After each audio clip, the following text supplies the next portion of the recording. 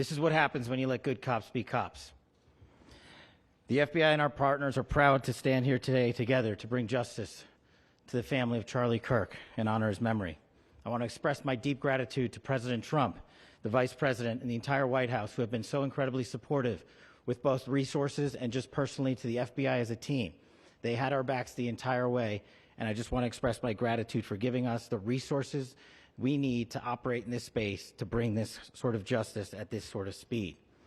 In 33 hours, we have made historic progress for Charlie. Governor Cox, our partnership has been absolutely incredible these last few days. Our partnership will endure. Your state and local partners, your sheriffs, your DPS community has been unbelievably impressive in the hardest of times. And a case like this cannot be solved, cannot be brought without partnering with your state and local authorities. The FBI has a certain role to play, and we will play that role, and we will lead out for the federal government. But Governor Cox, we are so grateful for your state partnership that led out on this investigation. A little bit of the timeline.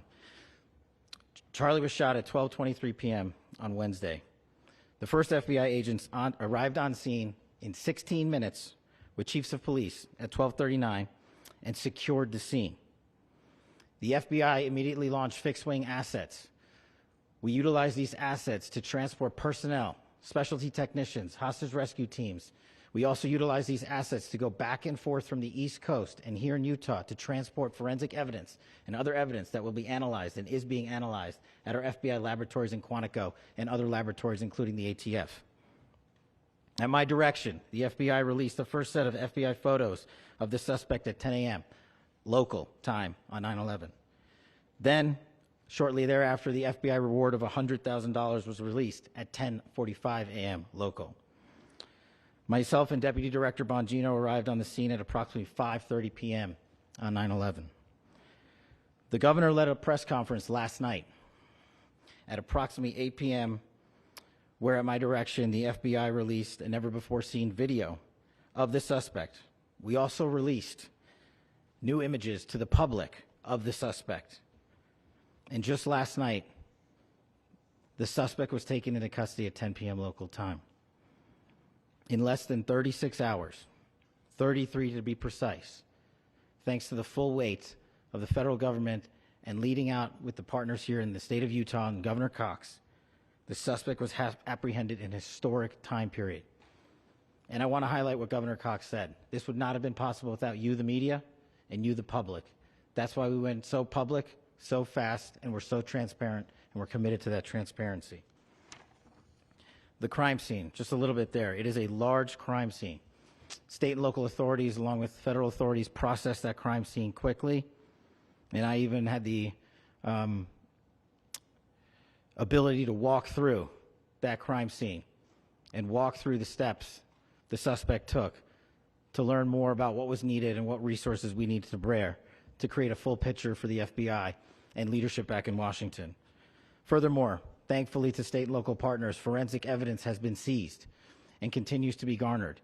Forensic evidence has already been evaluated at FBI laboratories in Quantico and state and local authorities here. We will continue to process evidence as we see it, as we collect it, and we will continue to deliver to Governor Cox and his team. Last night, we had a total of approximately 7,000 leads. As of this morning, thanks to your great work, we have over 11,000 leads that were called in to the FBI. And we are running out every single lead that we can. Every one of those leads will be run out. The arrest is a testament to the dedication of good law enforcement being great and partnerships in law enforcement, which I've tried to highlight as my tenure as the director of the FBI.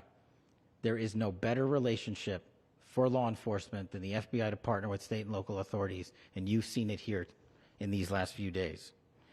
The FBI Salt Lake field office, along with our offices in LA, Phoenix, Denver, San Antonio, Las Vegas, Pittsburgh, Buffalo, our headquarters component in Quantico, all participate in the FBI.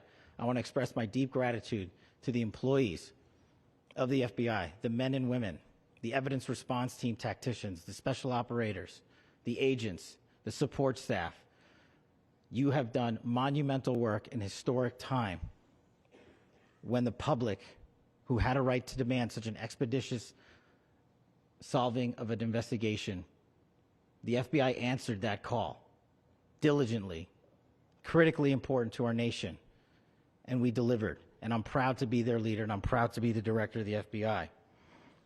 This is very much an ongoing investigation, as the governor said, and we will continue to work with state and local authorities to develop the investigation, to provide them the evidence they need for their ongoing prosecutions, and we will be here to answer every call they absolutely have, as long as it takes, for as long as we need to find and apprehend whatever suspects were involved in this crime.